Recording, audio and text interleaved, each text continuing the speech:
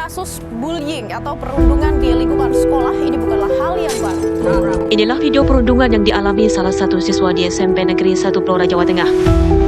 Tanpa salah satu siswa hanya pasrah saat dipukuli rekannya. Dipukul oleh temannya di sekolah yang memalas minta uang, namun tidak ia berikan.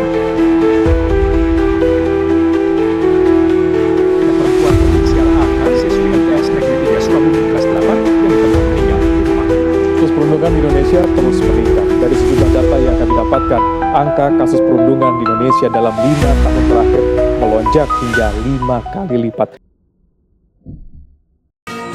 Selamat siang semuanya, saya Sisi Radwianti Tambunan dengan NIM A1A224030. Di video ini saya akan menyampaikan laporan mengenai permasalahan pendidikan di Indonesia, yaitu perundungan atau bullying. Video ini dibuat untuk melengkapi tugas akhir dari mata kuliah belajar dan pembelajaran yang diampu oleh Ibu Reka Seprina MPD. Sekolah idealnya menjadi tempat yang aman dan nyaman bagi siswa untuk belajar dan berkembang. Namun secara kenyataannya masih banyak siswa yang mengalami perundungan atau yang sering kita kenal dengan bullying melalui fisik, verbal, maupun konten media sosial. Fenomena ini berdampak luas bagi kesehatan mental siswa, motivasi belajar, hingga prestasi siswa. Hal ini terus meningkat dan menjadi tanda bahwa lingkungan sekolah di Indonesia masih belum sepenuhnya ramah dan aman bagi peserta didik. Muhammad Hisam, 13 tahun, seorang siswa yang duduk di kelas 1 SMP Negeri 19 Kota Tangerang Selatan, Banten, menjadi korban bullying atau perundungan oleh kakak kelasnya. Seperti kasus perundungan yang dilansir oleh Metro News TV, yang mana kasus perundungan menimpa siswa di SMP Negeri 19 Tangerang Selatan, korban disebut mengalami luka akibat dipukul dengan kursi besi. Kasus lainnya yaitu kasus perundungan di SMP Negeri 3, Doko, Blitar, di mana seorang siswa dikeroyok saat kegiatan MPLS atau masa pengenalan lingkungan sekolah. Hal ini menunjukkan bahwa bullying bisa saja terjadi sejak awal masuk sekolah.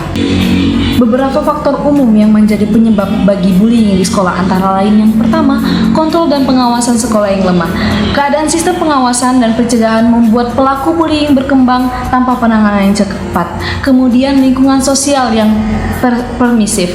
Jika kekerasan dianggap biasa atau main-main atau sekedar tradisi senioritas, maka bullying akan semakin normal dan semakin sering terjadi. Kemudian adanya kurangnya pendidikan karakter dan empati.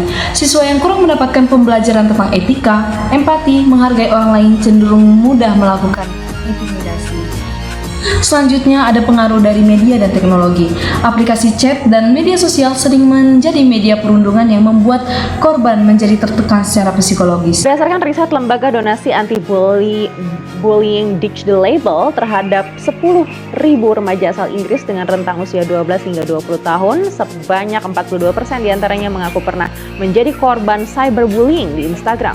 Di bawahnya, kemudian ada minimnya komunikasi antara guru dan orang tua. Banyak kasus bullying yang terlambat diketahui karena korban takut bicara, sedangkan guru dan orang tua tidak mendeteksi perubahan pada perilaku siswa. Adapun solusi untuk mencegah atau menghentikan bullying yaitu beberapa langkah strategis dapat diterapkan. Yang pertama, membentuk sistem pelaporan bullying yang anonim dan aman. Jadi siswa perlu merasa terlindungi saat melapor tanpa merasa takut dibalas oleh pelaku. Baik itu guru maupun orang tua kan bisa mendapatkan laporan bahkan secara anonimus juga lewat teknologi digital juga ya.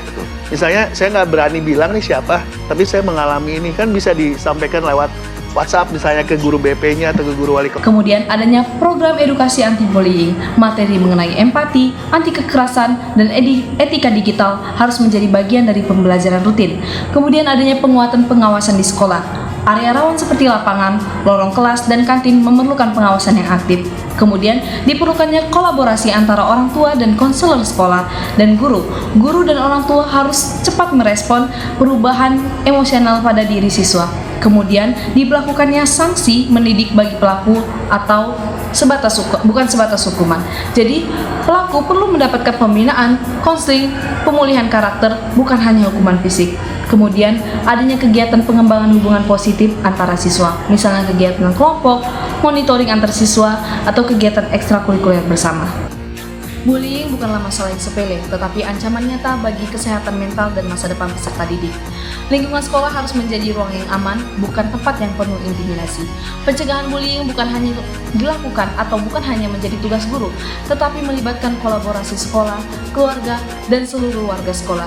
Jika sistem perlindungan siswa berjalan baik, maka sekolah bukan hanya tempat belajar akademik, melainkan tempat tumbuh kembang anak secara sehat dan bermartabat. Sekian video laporan kasus mengenai perundungan ini saya sampaikan.